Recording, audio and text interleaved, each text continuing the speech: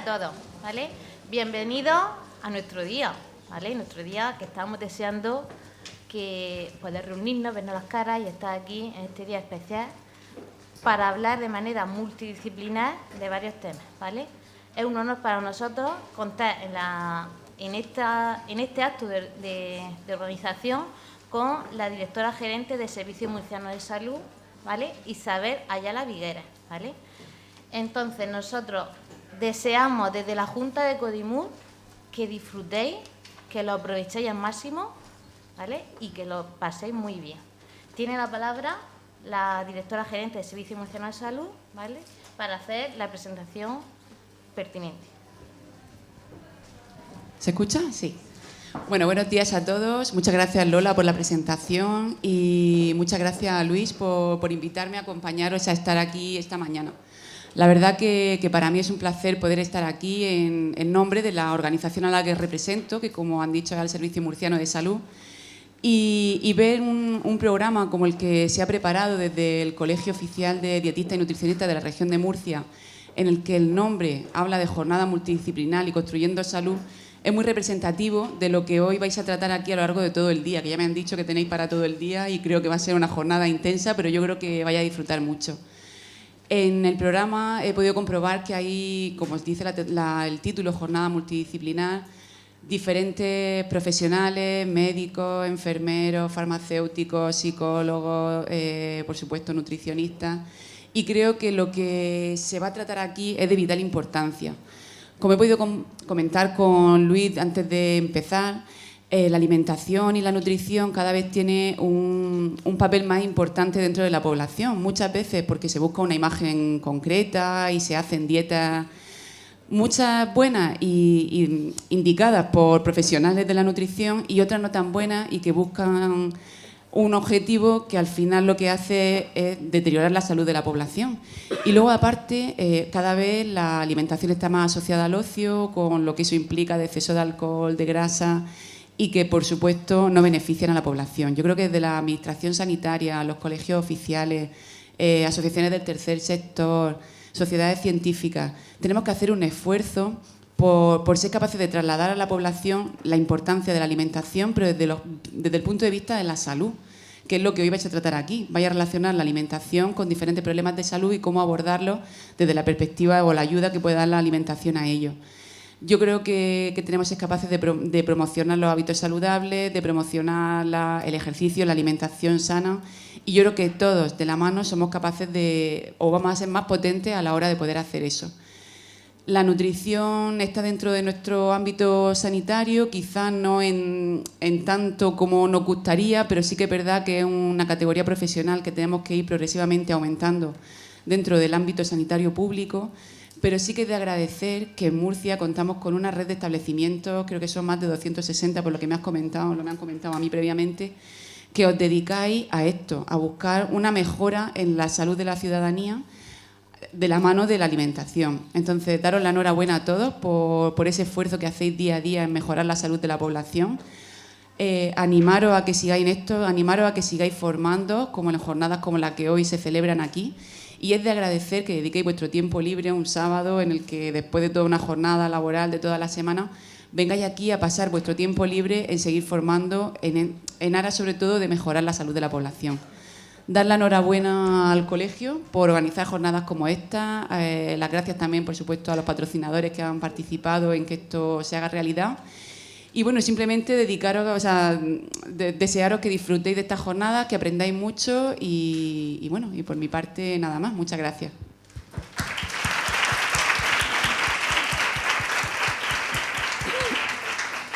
Bueno, sí, se oye. A ver, bueno, en primer lugar, muchas gracias, Isabel, por acompañarnos y ampararnos en nuestras jornadas multidisciplinares. A mi junta directiva y junta directiva de otros colegios, a patrocinadores, al comité colaborador que nos ha echado una mano en toda la organización, y a todos vosotros, muchísimas gracias por venir. Estas jornadas, las jornadas multidisciplinares, nacen en el seno de Codimur con la idea de poder establecer distintos puntos de vista a la hora del abordaje nutricional, ¿no? No podemos llegar a concebir que el dietista nutricionista lo sabe todo y entendemos que necesitamos otros puntos de vista que nos ayuden a mejorar nuestra calidad asistencial. Entonces, para ello, pues organizamos una jornada en la que hicimos un screening entre dietistas nutricionistas de nuestro colegio. Bueno, se extendió, creo que por redes sociales, a quien quisiera ponerlo. Y de los temas, los que más salieron son los que tenemos hoy aquí. Construyendo Salud no es nada más que un trabajo hecho por y para vosotros. Así que, como bien ha dicho Isabel o como bien ha dicho Lola, espero de todo corazón que disfrutéis mucho de este día. Quisiera terminar haciendo una pequeña reflexión minutera, no voy a extenderme mucho. Y es que, en realidad, bueno, no sé si os pasa a vosotros, que creo que os tiene que pasar, porque si, como ha dicho Isabel, venís un sábado a aprovechar para formaros, tenéis la misma pasión que tengo yo por mi profesión. No me hago extensa a dietistas nutricionistas, sino, por ejemplo, pues estoy viendo ahora mismo a una compañera psicóloga y que también me consta que a una compañera y a su madre también, que me consta que tienen esa pasión, ¿no? Y esa pasión hace que nos levantemos un sábado, que vengamos a echar aquí un día. Esa pasión hace que cuando vayamos a trabajar vayamos con la ilusión de querer ayudar, aunque solo sea a una persona de todos los pacientes que tenemos. Fomentar, educar y promover la salud es uno de nuestros grandes pilares. Y desde el colegio, pues esa pasión hace que nos hayamos metido en este embolado, pero vamos, que creo que con el aforo ya a demostrar que por lo menos ha valido la pena. Os doy las gracias por vuestra pasión y hoy, como todos los días, pero hoy más en particular, pues me gustaría decir que me siento súper orgulloso de representar a la profesión aquí en la región de Murcia y me siento orgulloso de poder trabajar por y para vosotros. Disfrutad del día y, de nuevo, muchas gracias.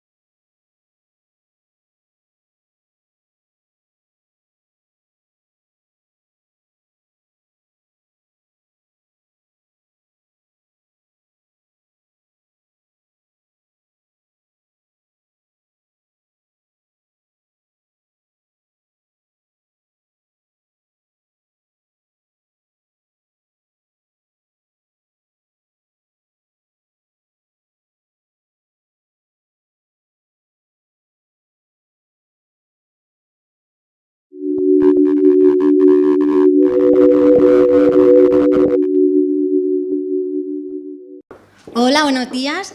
Vamos a empezar con la primera mesa redonda, que es relación con la comida y TCA, ¿vale? Va a hablar Isabel Fernández y Luz Sabater y va a moderar la mesa Juana Matallana.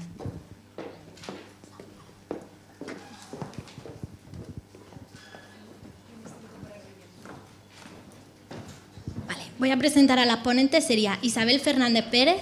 Es psicóloga sanitaria a través del Máster General Sanitario de la Universidad de Murcia y cuenta con varios posgrados, como un especialista en terapias contextuales o de tercera generación por la Universidad de Almería, enfoque desde el que trabaja principalmente, así como también en psicoterapia interpersonal, trastornos psicológicos en niños y adolescentes, coordinación de parentalidad, psicogerontología, psicología perinatal o el nivel 1 de EMDR, de tratamiento en trauma, entre otras formaciones.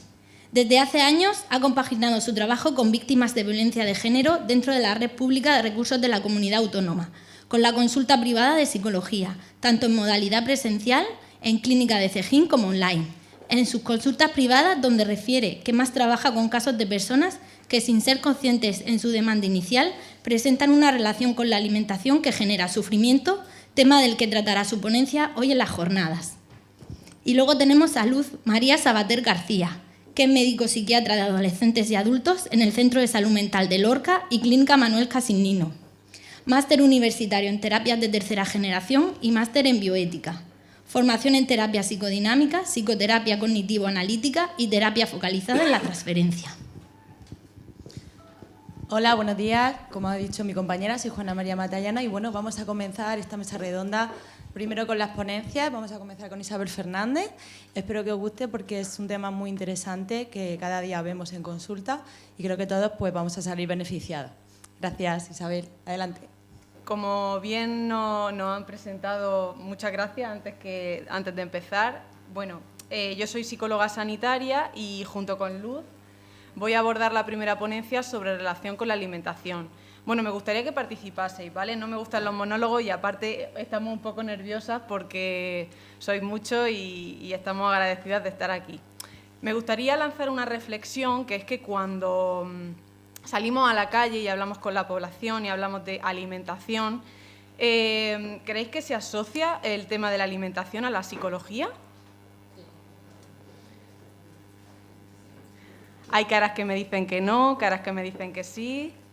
Bueno, seguro que si salimos a la calle escucharemos esto de la operación bikini, de yo quiero perder peso, quiero ponerme a dieta, ¿no? O voy a perder peso para ver si gano autoestima. Esto sonará, ¿verdad?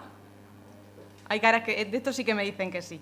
Y bueno, y en el mejor de los casos escuchamos aquello de voy a ir a un nutricionista que me ponga a dieta que pueda perder peso, ¿verdad? Y digo en el mejor de los casos porque por lo menos estamos hablando de una situación en la que un paciente sí que se pone en manos de un profesional de la salud que por lo menos pueda regular o supervisar esa práctica que está haciendo con la alimentación. Pero bueno, por desgracia, la psicología no es tan conocida. Es cierto que algunos me habéis dicho que sí, pero yo no me lo encuentro en consulta con tanta frecuencia. La psicología no se asocia tanto al tema de la alimentación en población general, ¿vale? Solamente en los casos en los que ya hablamos de TCA, de trastorno de la conducta alimentaria de manual, ¿no?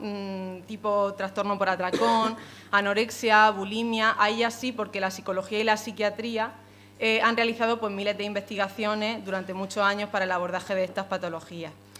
Pero bueno, sin embargo, en consulta es cierto que nos encontramos personas que sin llegar a cumplir los criterios diagnósticos de TCA, ¿vale? De anorexia, bulimia, sí que observamos una relación con la alimentación alterada, no solamente desde un punto de vista físico, ¿vale? Que les pueda suponer un impacto en su salud física, sino también a nivel psicológico. Esto os suena, ¿verdad? ¿Hay aquí algún psicólogo o psicóloga? Sí. ¿Os suena? Sí. Hablamos de pacientes pues, que han estado en un periplo de dietas, que ellos mismos se han puesto a dieta, que ellos mismos han acudido a numerosos nutricionistas, en cualquier caso que llevan años encadenando una secuencia de conductas relacionadas con la alimentación que lejos de hacerlo más saludable, lo que hace es perpetuar un sufrimiento, también a nivel psicológico, ¿vale? Bueno, además, yo trabajo desde las terapias contextuales y en terapias contextuales se habla mucho de que las etiquetas diagnósticas, ¿vale? La etiqueta que se le pone al paciente en el informe psiquiátrico resulta tautológico. ¿Sabéis lo que quiere decir tautológico? Ese palabra que acabo de decir. Bueno, tautológico significa que la etiqueta diagnóstica realmente no nos lleva a ver qué variables llevan al paciente a manifestar la sintomatología que manifiesta, ni tampoco nos permite explicar qué variables mantienen esa sintomatología todavía a día de hoy. Y os voy a poner un ejemplo de tautología. M es un paciente al que le hemos quitado el nombre, ¿vale?, para preservar su confidencialidad. Y M presenta trastorno por atracón. ¿Por qué presenta trastorno por atracón? Pues porque presenta 2 o más episodios de atracones a la semana. Con estos atracones lleva ya años, ¿vale? Estos atracones consisten en sobreingestas de alimentos que son en cantidad superiores a lo que esta persona necesita para nutrirse, ¿vale?, desde un punto de vista físico. Estos atracones los realiza a solas porque es un tema que le da mucha vergüenza, que además después de practicarlo le genera un sentimiento de culpa, ¿vale? Y además presenta cierto malestar físico ya a nivel estomacal, después de realizarlo, pesadez, malas digestiones, y además pues no compensa de ninguna manera con ningún tipo de purga. Y vosotros me decís ahora, ¿y por qué presenta esta sintomatología? Pues los manuales estadísticos de la CIE 11, la CIE 10, el DSM, en el caso de los psicólogos y las psicólogas, nos dirían que porque tiene trastorno por atracón, ¿no? Pero ahora me gustaría que empezáramos a pasar. Esto no lo hemos perdido. Voy a enseñaros, si puedo. Son los típicos fallos del directo, ya sabéis que siempre alguna cosilla hay que arreglar. Quizás no va ni la pila.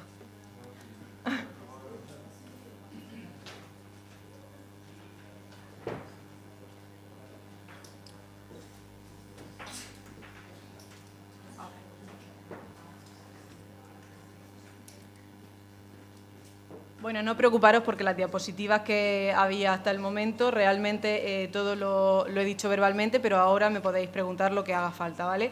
La reflexión que hemos hecho sobre la famosa operación bikini y este tipo de cuestiones en la población general, el tema de la psicología, y bueno, íbamos por el tema de ese palabra que he dicho de tautología, de que las terapias contextuales pues ven en el tema de la etiqueta diagnóstica. Y os estaba comentando el caso de nuestra paciente, ¿vale?, que presenta este trastorno por atracón, y os había dicho pues, que esa sintomatología, ¿por qué la tiene? Pues porque presenta trastorno por atracón. Pero, claro, ahora, ¿qué hacemos, no? ¿Qué hacemos con este caso? ¿Cómo lo resolvemos? Esto es lo que nos encontramos pues, con los manuales diagnósticos. Bueno, pues para eso las terapias contextuales, que entienden que nuestro contexto nos influye muchísimo, que cada ser humano no es sin su contexto, ¿vale?, que el contexto explica o influye en cómo pensamos, sentimos y actuamos, pues estas terapias contextuales cuentan con una herramienta que es el análisis funcional de la conducta, que nos lleva a hacernos una serie de preguntas, ¿vale?, que nos van a ayudar un poquito mejor a abordar el caso de nuestra paciente. Esas preguntas son: ¿qué ha llevado a M a desarrollar esa sintomatología? ¿Qué función cumplen esa sintomatología a día de hoy en la vida de M? ¿Vale? ¿Por qué a día de hoy M continúa manifestando esos síntomas? ¿Vale? ¿Y qué ha hecho M para intentar deshacerse de esa sintomatología, pero que no le ha funcionado? ¿Vale? Visto desde otra perspectiva, seguro que habéis visto este iceberg de hielo muchas veces para representar problemáticas de salud mental, yo sí, y a lo mejor a nivel nutricional también. El iceberg de hielo representa que la parte superior del iceberg, que es la parte de hielo que se ve por encima del océano, sería como la parte más pequeña, ¿no? Y allí encontraríamos la sintomatología de atracones de nuestra paciente. Y bajo la parte más inmensa de hielo que está debajo del agua, pero que no podemos ver, hay una serie de variables, ¿vale?, que son las que tratamos de esclarecer para poder abordar este caso. Y estas variables, si cogemos a M y la llevamos a nutrición y le ponemos un plan alimentario, estas variables van a hacer que se obstaculice la resolución de este caso y que M no pueda mantener su plan alimentario a lo largo del tiempo y al final mejorar su salud y llevar una vida saludable de manera integral, ¿vale?, no solo físico, sino también psicológico durante toda su vida, que es lo que los profesionales de la salud buscamos, ¿no? Para esto está el enfoque transdiagnóstico, que es el análisis de esta conducta a través de estas preguntas que nos hemos hecho, independientemente de la etiqueta diagnóstica que se le ponga. Da igual que se le ponga anorexia, da igual que se le ponga bulimia, e incluso da igual que la llamemos ansiedad, depresión, da igual, ¿vale? Este enfoque transdiagnóstico nos permite analizar esa conducta a través de esa serie de preguntas. Bueno, ya a nivel de relación con la alimentación, ¿vale? Vamos a entrar un poco más en materia. Si entramos por esta pregunta inicial de qué ha llevado a M a desarrollar esos síntomas, a mí me gusta clasificar las variables en función de, pues por ejemplo, tenemos a un bebé recién nacido, ¿no?, que llega a este mundo, digamos que ahí solamente cuenta con sus variables de individuo a nivel individual al nacer, aunque ya, bueno, cada vez más nos estamos investigando acerca de que en el embarazo también hay una serie de factores que nos influyen, pero bueno, vamos a suponer que el bebé recién nacido cuenta con sus variables individuales. Y nace en una familia, en un entorno familiar, en el que también hay una serie de variables que le modulan, que le pueden servir de factores de riesgo o de factores de protección para tener una determinada relación con la comida. Esa familia está dentro de un entorno próximo que también cuenta con una serie de variables y, a su vez, ese entorno próximo se encuentra inmerso dentro de nuestra cultura, ¿vale? Vamos a ver qué variables dentro de nuestra cultura y nuestra sociedad pueden influir en nuestra relación con la alimentación. Sabéis que nuestra cultura es muy gordofóbica, ¿verdad? ¿Sabéis lo que es la gordofobia? ¿Sí? ¿No? ¿Sí? La gordofobia es el rechazo sistemático a las personas por el mero hecho de estar gordas. Gordo es un insulto, tiene una connotación negativa, esto nadie nos lo va a negar, ¿verdad? Y la gordofobia es una cuestión que está de manera transversal en toda nuestra sociedad. Es decir, si nos vamos, por ejemplo, al entorno de la moda, las tallas grandes suelen estar separadas. Tallas grandes ya es la etiqueta de diferente, ¿no? En el ámbito de la salud hay numerosos testimonios de mujeres, por ejemplo, que han acudido a ginecología y de manera gratuita han recibido el comentario de eso que te pasa se te va a pasar si pierdes peso, ¿verdad? Claro, esto es muy peligroso porque si a una chica con ciertos rasgos a nivel psicológico, con otras variables, recibe este tipo de comentarios, se puede meter en una relación con la alimentación problemática que a lo mejor pues no sabemos si va a conseguir perder peso o no, ¿vale? No sabemos si lo va a poder mantener, pero a nivel psicológico la salud ahí se va a ver mermada. Entonces, este es un factor de nuestra cultura pues que influye mucho en la relación con la alimentación. Y, sin embargo, a pesar de ser una cultura tremendamente gordofóbica, sabéis que estamos rodeados de un ambiente tremendamente obesogénico, que las opciones de alimentación que tenemos cuando salimos de casa no son del todo reales, ni se nos da opción a tomar nada que no sea ultraprocesado prácticamente. Luego, dentro de nuestra cultura, también está el marketing alimentario, que nos ha llevado a una sobreinformación, a un boom de información a través de publicidad, de redes sociales, que lejos de ayudarnos a tener más educación alimentaria, a veces nos llega a confundir acerca de qué alimentos son saludables y cuáles tenemos que prohibir. Bueno, sabéis que en nuestra sociedad también hay una serie de cánones de belleza, de presiones estéticas y que todavía a día de hoy es una sociedad machista con unos estereotipos de género que a mujeres o a hombres nos modulan y nos empujan a tener una relación con la alimentación diferente en función de lo que se espera de nosotros y nosotras a nivel físico. De hecho, nos encontramos más casos de relación con la alimentación alterada en mujeres, pero por desgracia en los hombres pues cada vez más hay más presiones estéticas y no de la misma manera, pero también hay presión con respecto al físico. Bueno, en el entorno próximo también hay una serie de variables que van a modular esa relación que tenemos con la alimentación. Por ejemplo, no es lo mismo vivir en un pueblecillo chiquitín en el que una va y hace la compra en el mercadillo del pueblo, que tiene una amplia variedad de opciones de alimentos, fruta, verdura, legumbres, alimentos reales, por así decirlo, que cuando acudimos a un gran supermercado, porque vivimos en una gran ciudad y solamente podemos ir a hacer la compra a ese supermercado, que nada más entrar yo voy a tener un montón de marketing alimentario que me va a invitar a comer alimentos que no son muy saludables. Luego también nos influyen nuestros horarios de trabajo, el estrés cotidiano que llevamos, si en nuestro trabajo podemos parar a comer, si tenemos tiempo de descanso, el estrés al que nos sometemos, ¿vale? El estilo de vida de las personas que nos rodean, es decir, por ejemplo, no es lo mismo que yo, mi grupo de amistades, su funcionamiento de ocio, por así decirlo, por defecto, sea salir al campo, hacer deporte, hacer ejercicio, que yo esté inmersa en un grupo de amistades que ven series y piden comida para llevar, ¿vale? Esto ya también me va a influenciar. Y luego, bueno, la disponibilidad de variedad alimentaria, que en este caso en nuestra cultura pues no nos afecta, pero en otros países, por desgracia, pues sí. Si nos vamos a la familia de origen, bueno, pues ahí hay múltiples variables que también van a influir. La familia en la que nacemos es muy importante e influye mucho en el niño y en la niña para saber qué relación con la alimentación va a tener de adulto. No es determinante, pero sí es muy influyente. Sin ir más lejos, los referentes, nuestros padres. ¿Qué estilo de vida llevaban nuestros padres? Nuestros padres tenían el hábito de cocinar en casa, comida tradicional, había unos horarios de comida establecidos, comíamos todos juntos, se comía sin pantalla, o nuestros padres comían cada uno en una habitación, no se preparaban la comida y no había ocio de deporte y su ocio era sedentario. Esto también, porque al final cuando somos niños lo que es normal es lo que estamos viendo en casa, ¿no? Hasta que no somos más adultos y nos permitimos darnos cuenta de que las cosas se podrían hacer de diferentes formas, pues eso nos influye y nos determina mucho. Bueno, en la familia también hay prácticas, la utilización de la comida como premio o como castigo, ¿no? Esto de que si te portas bien te doy una chuchería, si te portas mal vas a comer verdura, o la utilización de la comida para regular emociones o ayudar al niño o a la niña para que se calme o para que se calle, ¿vale?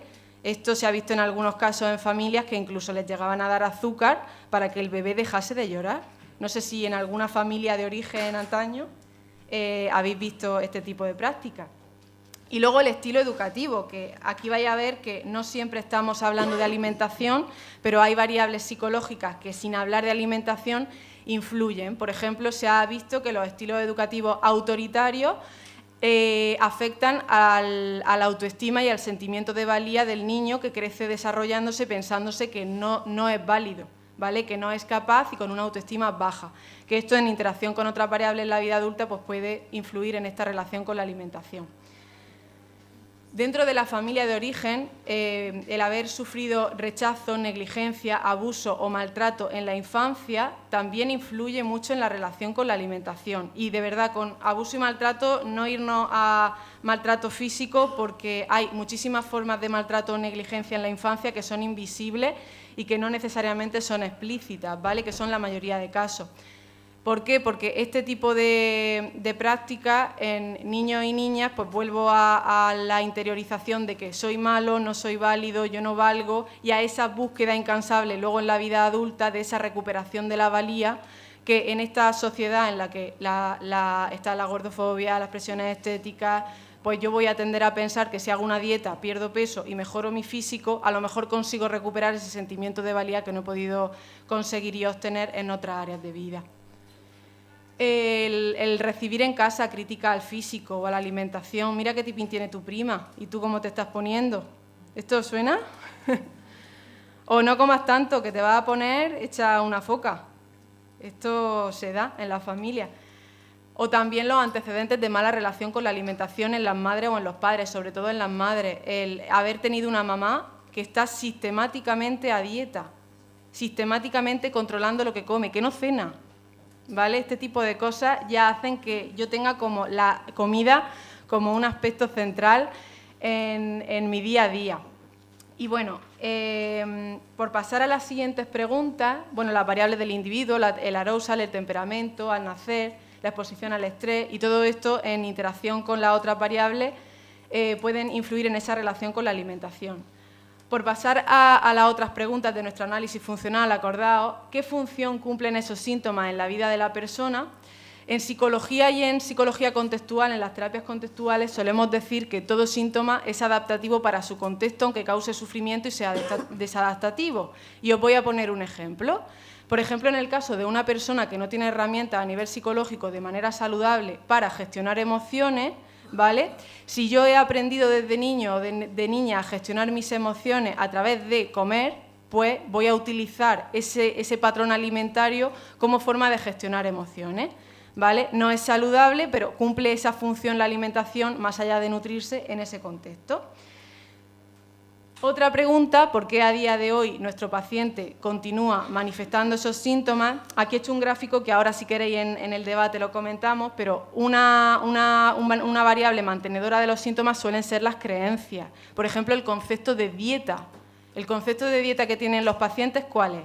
dieta restrictiva asociada a fuerza de voluntad, hacer un esfuerzo que me causa mucha ansiedad, que cuando no puedo más lo tiro por la borda, fracaso, me siento fracasado y entonces me siento fatal, ¿no? Estas creencias suelen mantener una mala relación con la alimentación. Se mantienen también porque ningún profesional ha evaluado estas variables y ha hecho una devolución psicoeducativa al paciente de realmente lo que le pasa. Muchos pacientes viven inmersos en dietas sistemáticas toda su vida sin conocer realmente su funcionamiento a nivel psicológico y cómo les influyen estas variables. Y luego, pues, prácticas que suelen hacer los pacientes que mantienen esa mala relación con la alimentación, pues, esto seguro que lo conocéis, apuntarme a un gimnasio para cambiar mi aspecto físico en 3 meses, que el coach de mi gimnasio sin formación a veces me haga una dieta, no sabemos muy bien si es adaptada o no. Voy a un nutricionista, pero cuando me pone el plan alimentario yo le quito las cantidades que yo veo por oportuno para perder peso más rápido. Eliminar alimentos de la dieta porque lo pone en el Instagram, ¿no? O en el TikTok, esto de no como pan, no como plátano, no como de esto porque está prohibidísimo. Compensar, ¿no? Si he salido a comer con los amigos, pues o dejo de salir con los amigos o si voy y luego compenso en mi casa me mato de hambre 2 días. Descargarse apps de contar calorías, ¿vale? Que yo esto lo he visto mucho en consulta, los relojes de actividad para medir la estrategia de control de medir las calorías tanto en reposo como en actividad, que genera un nivel de ansiedad brutal. Todo este tipo son conductas que los pacientes suelen hacer intentando controlar esa relación con la alimentación que tienen, ese peso, esa práctica alimentaria que, lejos de ayudarlos a mejorar su salud, lo que hacen es que perpetúan la problemática a lo largo del tiempo. Y bueno, por ir terminando, la intervención psicológica, a veces en consulta no vamos a mencionar la comida, ¿vale? Vamos a trabajar todas esas variables. Nos podemos pasar sesiones sin hablar de la comida. Pero cuando resolvemos el funcionamiento psicológico que la persona tiene de base y que le está obstaculizando que su relación con la alimentación sea saludable y que le permita llevar una vida satisfactoria y quitarse la preocupación de salir a comer, de no salir a comer, al final un equilibrio, vemos que pues, el paciente ha dejado de darse atracones. Al cabo de 5 o 6 sesiones en psicología, dices tú, le preguntas y dices, no, ya no lo hago, ya no me levanto a comer, ¿no? Y al final esto es lo que nosotros trabajamos para mejorar esa relación con la alimentación. No sé si tenéis alguna duda. Muchas gracias, Isabel, muy interesante. Vamos a darle paso a Luz María. Le vamos a dar paso primero a Luz María que haga su presentación y después haremos la mesa redonda con diferentes preguntas que seguro que han surgido porque el tema da mucho de sí. Muchas gracias. Bueno, muy buenas. Mientras me ponen un poco la presentación, me presento. Bueno, ya me ha presentado Inma, pero bueno, soy psiquiatra y psicoterapeuta de adultos y adolescentes en ámbito público y privado, ¿vale? Y lo primero, agradecer a Codimur la oportunidad de poder dar esta charla y, bueno, y la excelente organización que ha habido, porque ha sido de miedo verla desde dentro, la verdad. Comentaros que inicialmente cuando me propusieron dar esta charla yo pensé, bueno, pues vengo a hablar del trastorno de conducta alimentaria, ¿no? Pero bueno, luego hablando con Isabel, es verdad que pensé que partir de un diagnóstico es cerrar mucho el diálogo. Al final partimos de un diagnóstico, tratamiento, pronóstico y se quedaría en un discurso cerrado que dejaríamos dirigido como a una población muy concreta, que es la gente que ya tiene ese diagnóstico. Entonces, claro, dándole una vuelta, me di cuenta de que lo que sí que compartimos todos al final es una relación con la comida. Y creo que a partir de ahí sería como lo más inteligente, empezando por ahí. Vale, ya puedo pasarlo. Y quería partir de esta foto, ¿vale? Esta es una escena de la película Come, reza, ama, que se hizo en 2010. En ella veis a Julia Roberts que habla del amor que siente por una pizza, ¿no? Y de que al final... bueno, pues que la pizza, no sé qué dice, pero bueno, que está teniendo una relación con ella, ¿no? Yo creo que esto nos sirve para ver cómo hace unos años se empezaba a, de alguna manera, hablar de llenar un vacío emocional con la comida, pero claro, seguía siendo como de manera metafórica. Pasan los años y llega en 2010 esta noticia, un chico que se casa con su pizza porque es lo único que no le va a fallar en la vida. Y claro, si os dais cuenta, pasamos de una metáfora, de algo que fílmico y que se instala en la broma, a, de manera muy literal, llenar con un acto en la vida real lo que es un vacío que deja algo emocional. Y bueno, estáis viendo estas imágenes, con algunas creo que estaréis más familiarizados que con otras, ¿no? Pero si os dais cuenta, a lo largo del día a día, tanto pues, pacientes que os vengan a la consulta como vosotros, vuestra familia, vuestros amigos, tenéis a lo largo del día muchas conductas que utilizáis como para llenar un vacío emocional. Puede ser una compra compulsiva, el uso del alcohol, las drogas o ya de manera más específica, creo que esto ya en mi contexto, pues autolesiones o tendencias autolíticas. El caso es que el acto de comer no se remite a la fisicalidad de alimentarse o disfrutar del sabor o las texturas de lo que se come. Desde siempre va a estar cargado de significados y dependiendo de cada uno de ellos estaremos hablando de una relación con la comida u otra. Por ejemplo, pues a mí me parece una forma de lograr una intimidad amorosa con alguien. Me acordaba también de esta escena de 9 semanas y media en la que se emplean frutas escarchadas para incentivar el deseo sexual. Y luego una más común, como forma de socialización. Esta es una escena de la película de Perfectos Desconocidos, que como sabéis no termina con ellos siendo amigos, pero bueno, que en general es una cosa muy extendida. También muchas veces se utiliza la comida para mandar un mensaje. Esta película es muy reciente, es de Netflix, y habla simplemente de un cocinero que elabora un menú para mandar un mensaje reivindicativo. Pero lo veis también, por ejemplo, en las huelgas de hambre. El caso es que desde la broma, desde lo fílmico o desde lo metafórico, podéis ver que en todos estos casos se va a dar un uso de la comida, como bien ha dicho Isabel, que no es el de nutrirse y no es el de disfrutar de manera consciente del acto de comer. Un uso que responde a algo más, que muchas veces va a ser identificable, como habéis visto bien en los ejemplos que os he puesto, pero en otras veces no va a estar simbolizado, no va a estar explicado en la psique, no va a estar comprendido. Y de alguna manera, eso que no va a estar entendido se va a resolver mediante la actuación del acto de comer, empleada en general para regular esas emociones o estados mentales concretos que no tienen que ver con la comida. Y es un poco ahí, en eso que hay debajo a nivel psíquico, lo que yo creo que funciona como mantenedor de las conductas patológicas de los usuarios que os consultan y que no terminan de ir bien.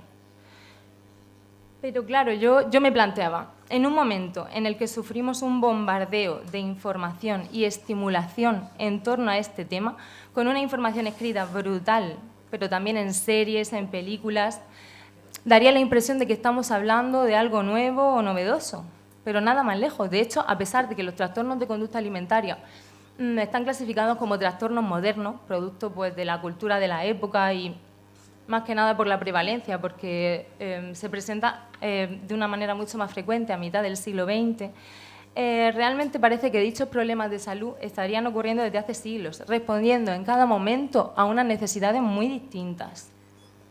Y ahora presento a Santa Catalina de Siena.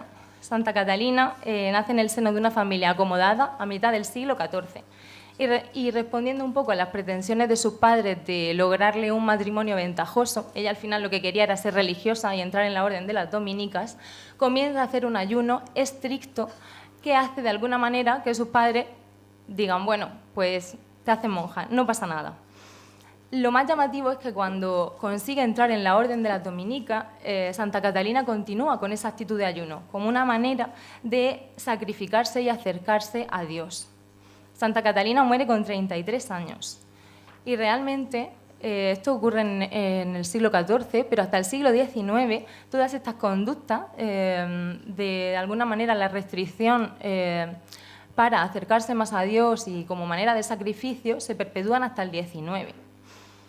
Y esto lo pongo un poco, por ejemplo, para que veáis que aunque la conceptualización del trastorno de conducta alimentaria realmente data de 1873 con la SEG, es ahora cuando estamos prestando mucha atención a lo no nutricional de la comida. Pero la relación con la misma y el uso simbólico de esta siempre ha estado ahí y ha tenido un valor, una utilidad concreta que vamos a tener que siempre identificar. Y claro, yo quería daros como algo más de material para que podáis ver en consulta cuando se está dando ese uso que os he hablado simbólico, ese uso que, que no es la mera nutrición, ¿vale? Cuando tal vez requeriría este paciente un abordaje más multidisciplinar, bien desde psicología o bien desde psiquiatría.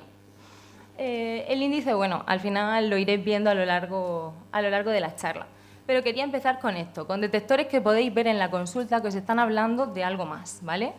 Ya lo ha mencionado Isabel, pero quería añadir que en el evitar alimentos específicos hay criterios distintos que nos llevan a pensar en un trastorno de conducta alimentaria, pero quizás en cosas más graves, como un trastorno del espectro autista, una psicosis.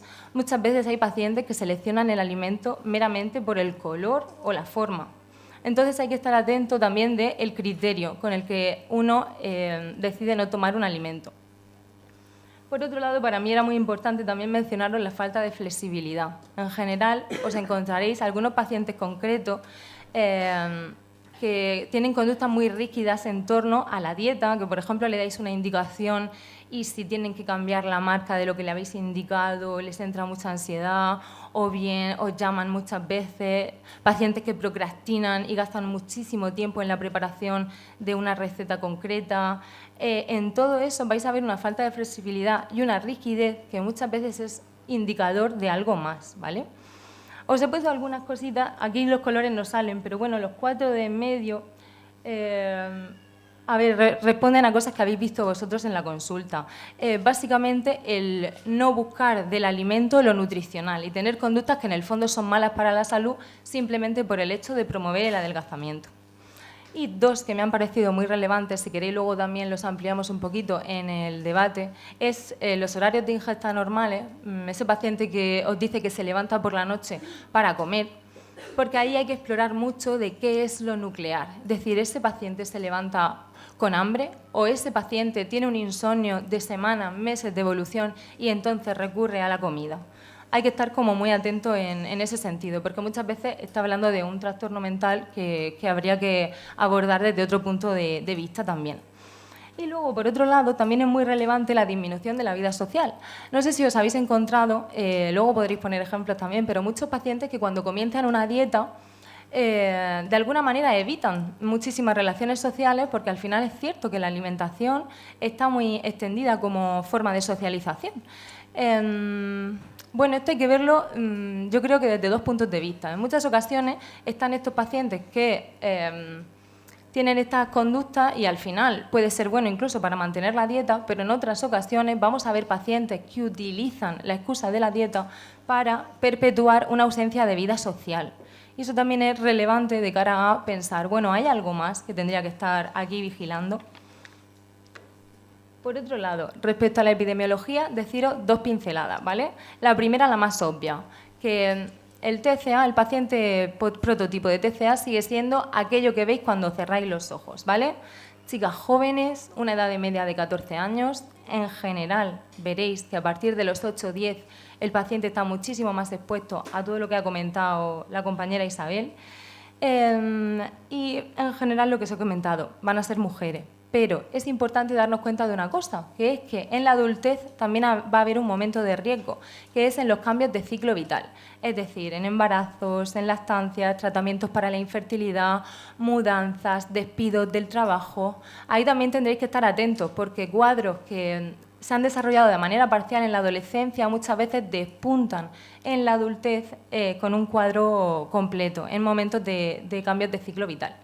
Y respecto a la hepatogenia, simplemente deciros que es verdad que se ha hablado muchísimo de lo social, de lo familiar, de la influencia del ambiente, pero se está viendo ya en los últimos estudios que realmente la carga genética es mucho más amplia de lo que se pensaba.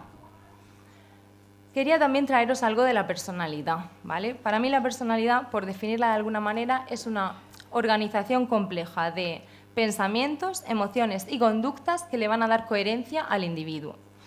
Y en determinados individuos, en determinados pacientes que os encontréis, esta forma de ser va a estar mucho más polarizada, va a estar en los extremos, causándole muchísimos problemas en diversos ámbitos de la vida, pero uno de ellos va a poder ser la alimentación.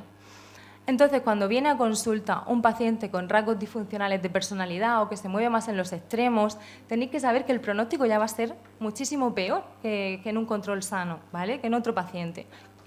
Y claro, no podéis mirar a otro lado, porque realmente la prevalencia con un trastorno de conducta alimentaria es muy alta. Algunos estudios hablan del 20%, pero es que otros se meten en el 80%. Hay que tenerlo muy, muy en la cabeza. Y sí que quería daros como unas pinceladas de las 2 personalidades que veo ya más susceptibles de desarrollar conductas restrictivas o purgativas, pero claro, también os tengo que comentar que al final la personalidad es un constructo dimensional. Nos encontraremos en muchas ocasiones que cosas de una personalidad se superponen con la de la otra e incluso síntomas podrán estar entremezclados en ambas. Pero un poco por daros dos sacos para que podáis verlo vosotros e identificarlo en la consulta, ¿vale? Por un lado tenemos la personalidad restrictiva, sería la correspondiente a la anorexia restrictiva. En estos pacientes se da una evitación del daño muy elevada. Si queréis luego profundizamos un poquito más en esto, pero básicamente son pacientes que ante un factor de estrés reaccionan con mucha inhibición, mucha ansiedad y al final evitación de ese factor. Por otro lado, muy baja autodirección, y yo entiendo autodirección como la capacidad de comprometerse con una meta coherente con los valores de uno mismo y cumplir los diferentes objetivos para llegar a ella. Luego, por otro lado, van a ser pacientes con una baja búsqueda de novedad, como una vida muy simple, como muy simplificada, una zona de confort muy pequeñita, el trabajo y la casa. Y les cuesta mucho salir a otros registros, ¿vale? Y ya un poquito lo que sabéis de siempre, un alto nivel de perfeccionismo, mucha introversión, son personas competitivas, con muy bajo nivel también de cooperatividad, les cuesta muchísimo trabajar en grupo, y un alto nivel de alexitimia, entendida alexitimia como incapacidad para reconocerse su propia emoción y para poder expresarla a los demás de manera correcta. Bueno, aquí se me ha movido un poco, pero respecto, o sea, lo contrario de la personalidad restrictiva va a ser la impulsiva. Y en ella vamos a, poder ver de manera mucho más frecuente las bulimias y las anorexias purgativas.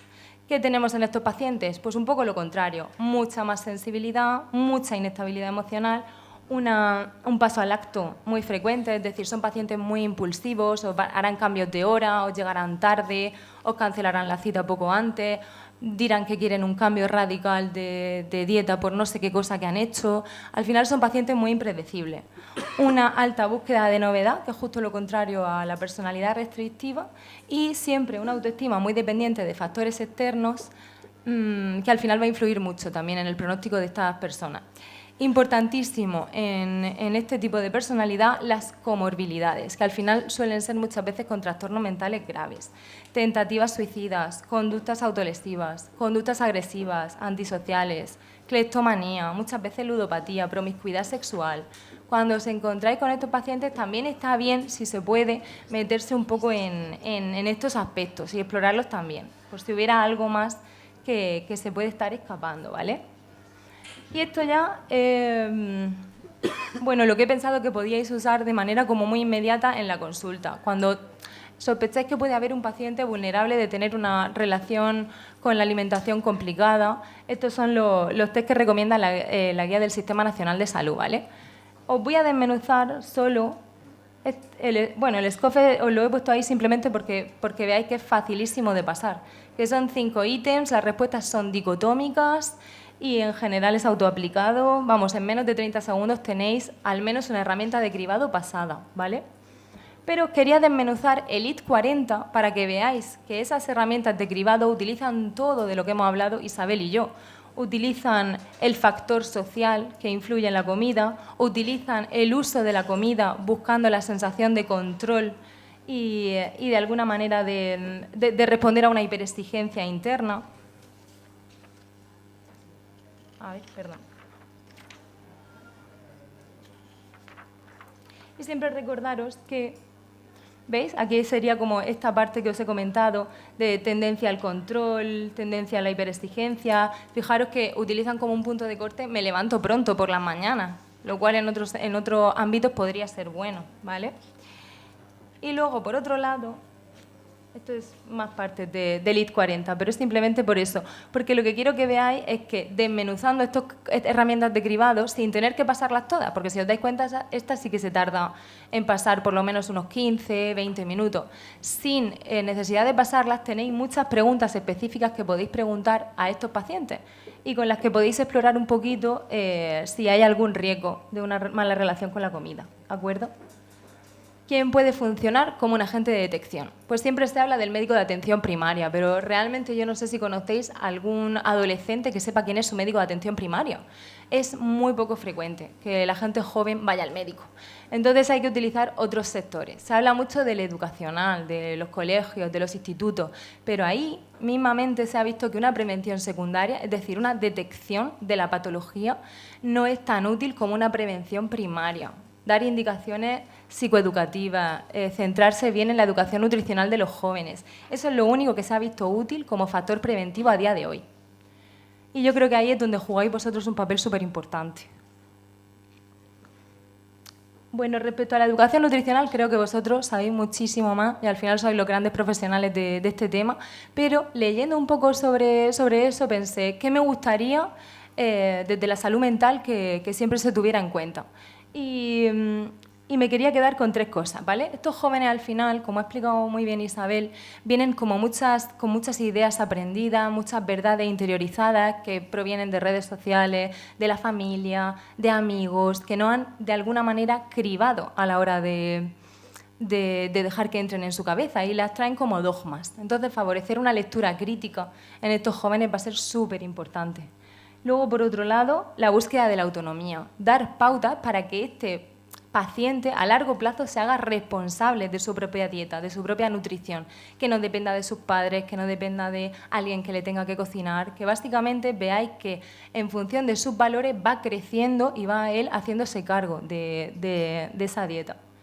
Y por otro lado la idea de que, bueno, esto es un añadido mío, pero creo que tenéis que ver que estos pacientes, sobre todo en las etapas iniciales en las que hay muy poquita conciencia de enfermedad, generan a nivel de contratransferencia, es decir, los sentimientos que os provocan a vosotros, mucha sensación de frustración, de impotencia, mucha sensación de rabia, porque hay muy poca conciencia de enfermedad, es así. Entonces, bueno, tratar de trabajar un poco con los tiempos del paciente, siempre y cuando no haya ningún factor de riesgo, suponga un riesgo vital, sería como lo más recomendado. Sería como una idea de, bueno, me paro, noto que estoy sintiendo esto y sigo, porque realmente son pacientes que generan mucha frustración a la hora de trabajar con ellos. Y bueno, simplemente como conclusiones, pues al final es un poco lo que os he dicho, que la relación con la comida puede ser en lo real, es decir, en el uso inmediato, nutricional, en el acto de alimentarse, pero en muchas ocasiones va a ser en lo simbólico, como forma de llenar un vacío o mandar un mensaje. Entonces, muchas veces lo segundo, como ha comentado Isabel, es lo que va a mantener la problemática en estos pacientes. Por otro lado, que si os dais cuenta, el TCA parece algo muy nuevo, pero hay registros de comportamientos restrictivos por otras motivaciones desde la antigüedad, y a pesar de que la anorexia realmente recibe su nombre a mitad del siglo XIX. Que es importante la detección de usuarios vulnerables sin necesidad de tener un trastorno de la conducta alimentaria cerrado y cumpliendo los criterios estandarizados para recibir un tratamiento adecuado, ¿vale? Muchas veces muchos pacientes que simplemente están ahí entre medias y veis vosotros que hay algo psicológico que se está jugando, también se beneficiarían de un abordaje multidisciplinar. Bueno, que es una patología compleja, multifactorial, como estáis viendo, por ejemplo, la parte genética está cobrando peso en los últimos años, y que los patrones de personalidad, de alguna manera, pueden ayudaros a guiaros en la consulta, siempre sabiendo pues, que estamos hablando de una cosa muy, muy dimensional, que no podemos categorizar de una manera muy cerrada. Los instrumentos de cribado, yo simplemente quería que vierais que pueden ser útiles tanto como herramientas de cribado como para poder extraer cosas de ellos a la hora de realizar entrevistas a los pacientes, como preguntas estándar, ¿vale? Y bueno, poquito más. Esta es la bibliografía que me ha parecido que sería interesante para que os quedarais un poco en la cabeza. Y nada, pues muchas gracias por vuestra atención y ahora espero vuestras preguntas en el debate. Muchas gracias, Luz. Ahora los ponentes van a hacer un pequeño diálogo y a raíz de ahí como un pequeño resumen de las exposiciones y después daremos paso a la ronda de preguntas. ¿Os parece? Muy bien, pues comenzar la que primero quiera. Luz, ¿te puedo hacer una pregunta? A ver, porque yo no sé si lo estoy haciendo bien, pero en consulta hay personas que asocian la prescripción de farmacología en el caso de solamente de TCA, digamos, diagnosticado a nivel, pues ya cuando cumple todos los criterios diagnósticos, no a nivel ya grave. En el caso, por ejemplo, de la anorexia sería pues cuando baja del índice de masa corporal de normopeso. Pero yo, por ejemplo, en consulta derivo antes. Entonces, no sé si estoy contribuyendo a esa sobremedicación de la que se habla hoy día que hay a nivel social o si lo estoy haciendo bien por el tema de que pues si yo considero que esa sintomatología de ansiedad, de impulsividad que tú mencionas, me está interfiriendo en el trabajo a nivel psicológico, derivo a psiquiatría para esa prescripción, para poder luego trabajar utilizando esa medicación como muleta o como herramienta pues que nos ayude a regular esa sintomatología.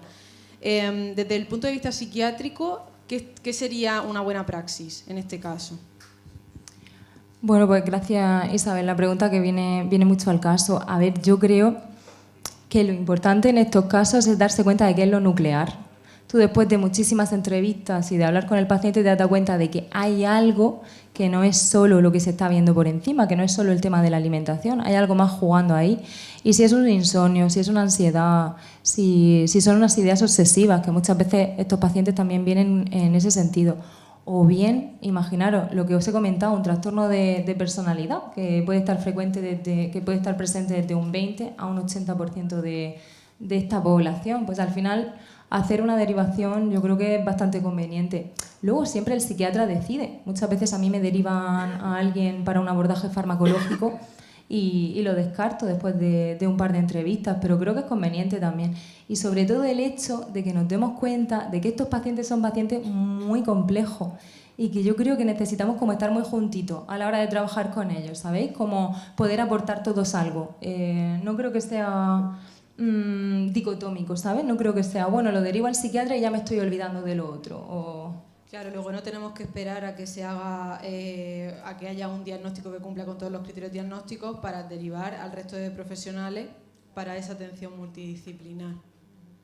Sí, de hecho, un poco mi idea de la charla, el plantearlo como, bueno, una relación con la comida al final la tenemos todos. Es por eso, por el hecho de que aún sin cumplir criterio va a haber muchos motivos para derivar o para hacer un abordaje psicológico o psiquiátrico. Claro, yo desde el enfoque que trabajo de terapias contextuales, la salud la entendemos como si hiciésemos, que quizás lo tendría que haber puesto en la presentación, una línea horizontal en donde en uno de los extremos de esa línea horizontal está la enfermedad mental grave y en el otro extremo estaría la salud absoluta y no solo entendida como salud física, ¿vale? Entendida como salud mental, psicológica, relacional e incluso social, como definiría la OMS y no solo la ausencia de enfermedad. Entonces, en nuestra relación con la alimentación nos situaríamos igual e incluso, como ella ha dicho en su ponencia, en las diversas etapas de nuestra vida, esa relación con la alimentación se va a ver influida por diversas variables que puede avanzar más al extremo de salud o avanzar más al extremo de enfermedad sin necesidad de entrar en el diagnóstico clínico. No, y luego tener siempre claro que un abordaje farmacológico no le quita peso al resto de intervenciones y además el hecho de que siempre va a ser temporal. Claro, pues no sé si... Sí. Muy bien, pues aquí hemos tenido estas ponencias tan interesantes. ¿Hay alguna pregunta? Sí. Paso el micrófono.